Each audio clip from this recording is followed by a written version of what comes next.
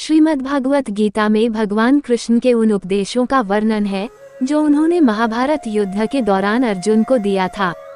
गीता में दिए उपदेश आज भी उतने ही प्रासंगिक हैं और मनुष्य को जीवन जीने की सही राह दिखाते हैं। माना जाता है कि गीता की बातों का अनुसरण करने से जीवन बदल जाता है और व्यक्ति को हर काम में सफलता मिलती है। आइए जानते हैं श्रीमद् भागवत गीता के उन अनमोल मंत्रों के बारे में जो हमें जीवन की कई अहम बातें बताते हैं। गीता में श्री कृष्ण कहते हैं कि किसी भी कार्य में सफलता प्राप्त करने के लिए मन पर नियंत्रण रखना बहुत जरूरी है। काम करते वक्त अपने मन को हमेशा शांत और स्थिर रखना चाहिए। क्रोध बुद्धि का नाश करता है और इसकी वजह से बने बनाए काम भी बिगड़ जाते हैं।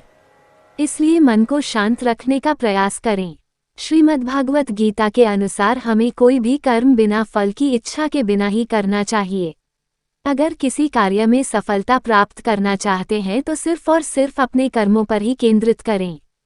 मन में कोई भी अन्य विचार आपको आपके लक्ष्य से भटका सकता है। गीता के अनुसार व्यक्ति को कभी भी अपने कर्मों पर संदेह नहीं करना चाहिए। ऐसा करने से व्यक्ति खुद का सर्वनाश कर बैठता है। इसलिए सफलता प्राप्त करना चाहते हैं तो जो भी कार्य करें उसे पूरे विश्वास के साथ बिना किसी संदेह के पूरा करें।